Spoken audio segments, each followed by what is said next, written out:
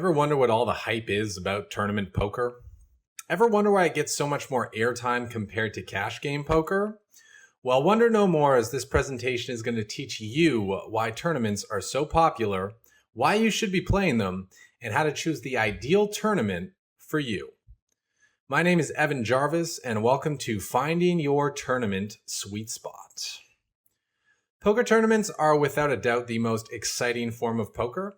They're the only format that offers the opportunity to take a minuscule investment and to turn it into a small fortune in a very short period of time. To make this even sweeter, that small fortune that you can end up playing for is often played for against weak competition who have little to no experience playing for high stakes. Poker tournaments are also wonderful in that anyone can win on any given Sunday. Well, almost anyone. There are a few key skills required to close out a poker tournament. But unlike in cash games, luck can take players a very long way in poker tournaments and lead to some significant payoffs. That's another really sweet thing about poker tournaments, is that you don't necessarily have to win first place to come out as a winner. Making the top three, or in some cases like the World Series of Poker main event, simply making it to the final table can mean a life-changing payday and an incredible experience. So with that in mind, let's look at what makes a poker tournament, some other reasons why you should definitely try your luck and your skills in the world of tournament poker, and finally, how to choose the ideal format for you to maximize your return on time invested. First, I'm going to define what exactly a poker tournament is. A poker tournament is a format of poker where a player exchanges a buy-in for a set amount of chips. Unlike in cash games, each tournament chip does not reflect the dollar value on that chip. Typically, players will get anywhere from 3x to 60x tournament chips per dollar invested in play. A poker tournament has increasing blinds and typically antes as well, which are used to drive the action by steadily increasing the stakes. Players who choose to wait around for the nuts will be blinded off, and this is why a slight loosening of style becomes required for success as tournaments progress. Poker tournaments are typically played until one player has all the chips in play, and players are awarded prizes based on how long they last in the tournament. This is the only format of poker where your finishing position or bust-out order actually matters, which makes for some very interesting considerations and adjustments. The exception to the play until it's all said and done and one player has all the chips is satellite tournaments, where play typically stops when the money is reached, as all players receive the same prize. The payout structure is a very important consideration for proper strategy, and a very steep or top-heavy payout structure encourages a style of play more prone to taking on risk, while a flat or more even payout structure encourages a more conservative style of play. Because remember, in tournaments, it's not about how many chips you have. It's where you finish in the field relative to everyone else that matters. The chips you have in front of you simply dictate what strategies you can use to beat your opponents. And for more information on that, how to play the different stack sizes, check out my Gripsed tournament bundle in the store. You should now have a good idea of how poker tournaments differ from cash games. And now let's look at some more reasons why they're so great. Some of my favorite reasons for playing multi-table tournaments are as follows in the fairness and equal opportunity category. They offer a level playing field where once the buy-in has been paid, everyone receives the same amount of chips and thus the same opportunity to win the event, or at least so they may think. Tournaments also have completely random seeding draws, which makes for a very pure playing environment. There will be no sharks jostling for position on the weaker players, and thus players are forced to adjust to their situation, which is where the real skill in poker comes in. Tournaments are the purest form of poker in that you can put a player to a decision for all of their chips, and if they're wrong in their decision, it will mean the end of their events. There are no second chances, no reloads, and thus every decision is magnified. The exceptions are in special formats of tournaments, such as rebuys and reentries, which favor players with big bankrolls and thus shouldn't be your first choice of event. Stick with the freeze-outs. Luck can take players very far in tournaments because of the short stack nature of the game and the fact that many crucial pots will come down to coolers and coin flips. This means that a lot of weaker players will make it to the end game, which is where the real money is made, and survival in a poker tournament is much easier when there is dead money in the mix. And that's what you will find as you get deep in a lot of tournaments.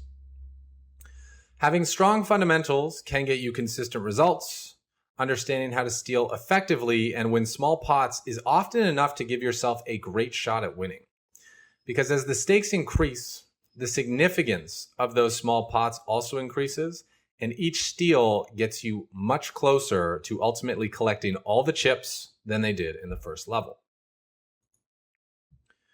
Some of my favorite reasons for playing multi-table tournaments are as follows in the excitement category. There's a huge adrenaline rush that comes with building a big chip stack, making a deep run, and riding the waves of tournament poker. It is one of the most profound feelings you can experience in the game of poker, which is why I think every poker player owes it to themselves to have at least one deep tournament run in their lifetime. Winning a poker tournament is one of the greatest triumphs you will experience in poker, even if it's only a 10-person sit and go. Being the last man standing, it's something pretty special. And the closest feeling for cash game players is that of, breaking a game and being the only player left at the table with chips because everyone else either lost to you or quit. It is very empowering to feel that you bested all of your competition. Success in tournament poker requires long playing sessions, which will take you to your limits and show you what you're capable of. While it's not something you'd want to do every day, occasionally visiting your edge can teach you a lot about yourself and show you how you react under pressure. Getting comfortable with this will give you a huge edge on other competitors who are experiencing this for the first time. Tournament poker allows you to experience playing under high pressure without having to increase your investment, because the nature of a tournament is that the stakes go up as the game progresses, but your risk is fixed from the start of the event. Tournament poker involves a lot of short stacked play, which means a lot of all-in pots, which means a lot of luck and uncertainty. I don't know about you, but I find there's a pretty big rush with being all in, and it's a feeling that can be hard to find elsewhere. Given the nature of tournaments, you will play more all-in pots than in cash games, and the significance of each coin flip confrontation is also much more meaningful.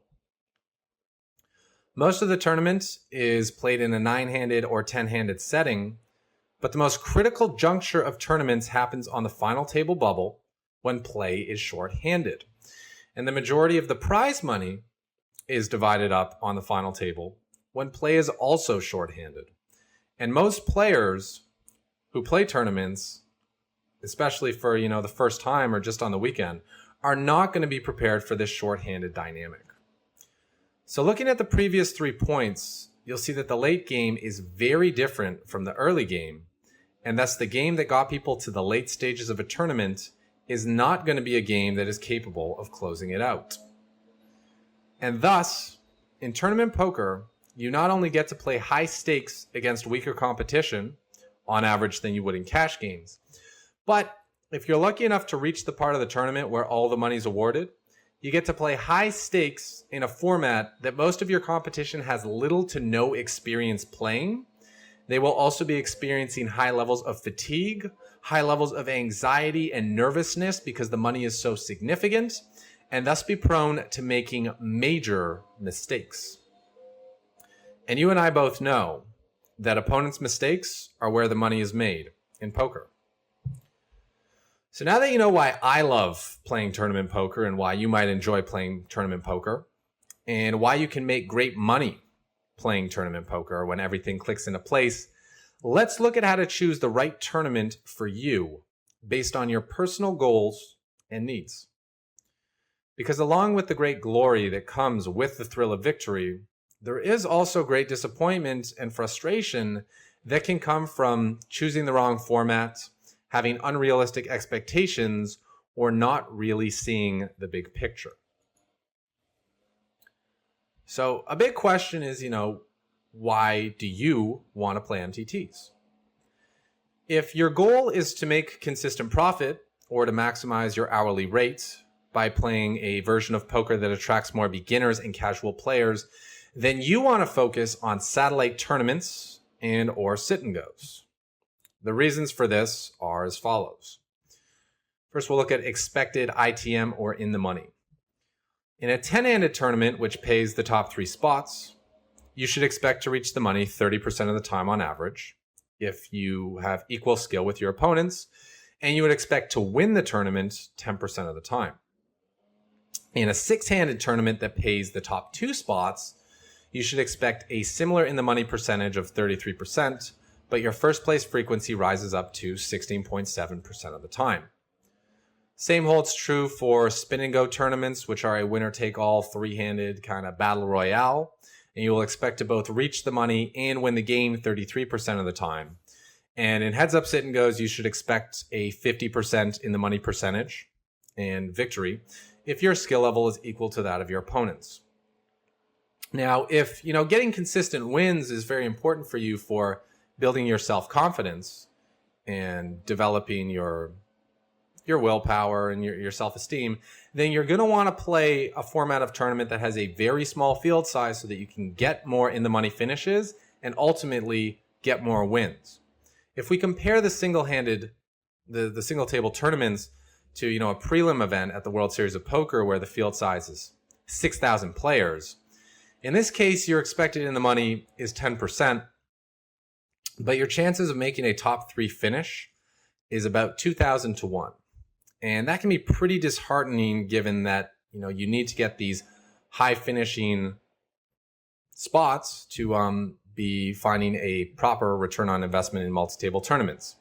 The same rings true in the main event. And in smaller events with a field size of, say, 100 players, you can expect to reach the money 10% of the time and win the event about 1% of the time if everyone's skill level and preparation is equal. But as your skill level increases, these cashing rates and, more importantly, first place finish rates will go up, but it is even more pronounced in smaller field events. You may ask, well, why is that? For a strong poker player, the edge is greater in short-handed than it is on a full table, and the edge is greatest heads up. Because the fewer players left at a table, the more opportunities you will have to apply your skill edge, and thus the small field tournaments will increase your expectations because you will spend more time playing in a format that's weighted in your favor. You'll spend more time playing shorthanded, and you will reach the shorthanded stage of the tournament more often. Now, we know that the biggest mistakes are typically made in the blinds, and thus the more often players have to pay and play the blinds, the more often they're going to be making mistakes, and the more often you're going to be gaining chips. Looking a little bit further at field size and in the money percentage. If your goal is to improve your game, I encourage you to stick with smaller field tournaments as you will get more experience with shorthanded play this way. If you only play massive field tournaments with 1,000 players or more, you'll be playing shorthanded extremely rarely, the final table bubble even less rarely, and thus getting very little experience in the tougher situations. If your goal, however, is to get a game-changing score, then large field MTTs, especially those with many satellites running to them, are your best bet. In these fields, the first place prize will be massive compared to the entry fee, and so too will the other payout spots on the final table. The presence of satellite players will also mean that the field is weak throughout the event, and this means that if you're lucky enough to run deep and reach the shorthanded portion of the event, you'll have a very high expectation of reaching one of those top 3 spots, provided your skills are up to snuff. This is why main events at tournament series are typically such a big draw compared to the preliminary events. It's because people want to, win that lottery, live that dream, and pick up that game-changing score, even if they don't have the skills required to do so. Blind speed is the next consideration. And for maximizing your skill edge, you will want to play tournaments with a slow blind structure so that you can play more deep stack poker. It's harder to make major errors with a short stack than it is with a deep stack, and thus the faster structured tournaments level out the playing field for weaker players. That being said, there are a lot of players who play a short stack poorly, but the magnitude of those mistakes is still usually a lot smaller than those made while deep stacked. If your goal is to maximize your hourly rate, however, you would want to play in games with the fastest blind structure. Why is that? Well, your edge, while greater when playing slow, deep structured tournaments, isn't going to mean a doubling or, say, tripling in your expected return on investment. So if you can play 2 times as many games per hour by playing faster structured tournaments with at least 50% of the ROI you would get playing a regular or deep tournament, you're going to be making more money per hour despite making slightly less per game. The smaller the gap in expected ROI between the slow, regular, turbo, and hyper turbo structure, the more pronounced this effect will be.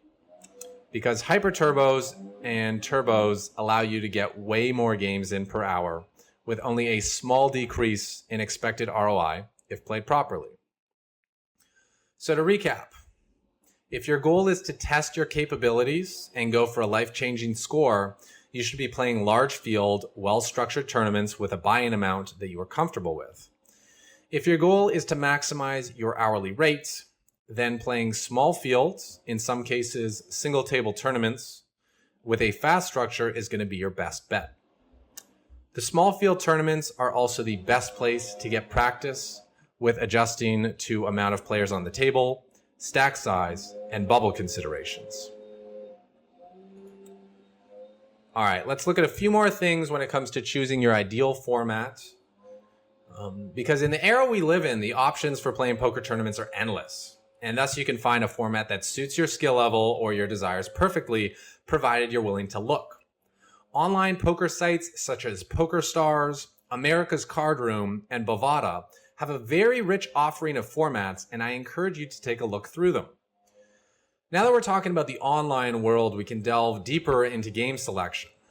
I'm going to provide you with a 4-question list that you should go through before every session to help determine what is the best format for you to play today.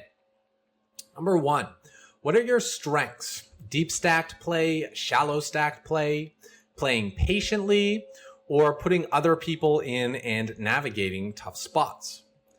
Based on your response to this, you can determine if you should be looking for normal or deep tournaments in the lobby, and if you should be seeking out regular or shorthanded tournaments. Question number 2, a very crucial one, is how much time do you have and how long are you prepared to play your A game for? This is a big one because there's nothing worse than registering for a tournament, building a stack, only to realize that you don't have the time to play it till the end, which is the only time that matters in tournaments. A little reference for you. Hyper turbos typically take about 2 hours. Turbos take 4 hours. Regular tournaments take 6 to 8 hours, and large field deep stack tournaments will often take upwards of 12 hours. In the case of single table tournaments, you're looking at under an hour for a full table, less than half an hour for a turbo, and hyper turbos can be over as quickly as 5 to 10 minutes. Occasionally they'll be over in one hand. Question number 3. Does your biggest edge come from playing weak hands better than your opponents in wide ranges, or from being more selective and patient than your opponents? For strong, loose aggressive players, no-limit tournaments with big antes or early antes are ideal, as the correct strategy when antes are in play and are large is to play more pots. For strong, tight, selective players, deep-stacked, slow tournaments with small antes are ideal, and you may even want to consider playing a pot limit tournament where there are no antes whatsoever. Question number 4 is also a pretty critical one, and that is, how much can you afford to play for? And is that amount one that is enough to stimulate you? Because you don't want to be overstimulated and feel overwhelmed and stressed out, but at the same time, you don't want to feel understimulated, bored, and unengaged with the task at hand. Now, the reality of multi-table tournament poker is that you should expect to lose 80 to 90% of the time if you are playing proper winning tournament poker. So if losing the amount of the buy-in will throw you off or affect you negatively for the rest of the day or the rest of the week or the rest of the month, then you need to either A, play a lower buy-in, or B, play a much smaller field where average in the money percentage will be much higher than 10%. If you're simply playing the event to take a shot, then the buy-in should be an amount that's easy to recover in your normal grind or normal job. Another test to identify if you're playing too high is if the min cash would be meaningful for you. In multi-table tournaments, the money comes from making the top spots. Playing simply to cash is a recipe for losing your money slowly, and thus the size of the min cash shouldn't be something that gets you excited, because the bubble is when a lot of your chips will be made, and they will be made from players who care too much about cashing. Now, the opposite rings true in single table sit and goes, where the difference between cashing and winning is quite small, and thus cashing becomes the priority. So that's what I was talking about earlier when I said the payout structure is very important in determining your strategy for how you should be playing and whether you should focus on cashing or focus on winning. Likewise, the top 3 spots should be payouts that do get you excited and would help you move up in your poker game. That being said, they actually shouldn't be an amount of money that makes you say like, whoa, I don't even know what I would do if I won, because if that's the case, then your nerves are likely going to be way too overactive if you reach the final table, and thus you will probably sabotage yourself when it matters the most. It will also be way too emotionally devastating to come so close to winning life-changing money, thinking that you might never get there again, and it will be harder to let go of and move on from this. This is, of course, not the case for mentally tough competitors. If that's you, then you can, be more free in risk-taking in the payout department. So now you know why there is great value in playing tournament poker and some of the differences between single-table tournaments and multi-table tournaments. And you know how to choose the ideal tournament format for you based on a money-making perspective, a personal development perspective, and on a day-to-day needs perspective. You also have some insight into where the money comes from in MTTs, why they attract more risk takers and gamblers than cash games do. This is one of the biggest reasons why you will have success playing tournament poker. As your game develops and your skills improve, your optimal tournament will change as well, towards one that allows you to take even more advantage of your newly fine-tuned skill set and to make more money from those new skills. If you're interested in learning more about tournament poker, I strongly encourage you to invest in the Gripsed Tournament Bundle in the Red Chip store.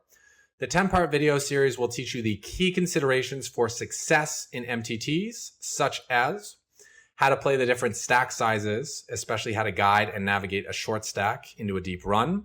Hint, most people grossly undervalue a short stack and give their tournament away, while others greatly overvalue a short stack and pass up on key opportunities, which leads to them blinding off.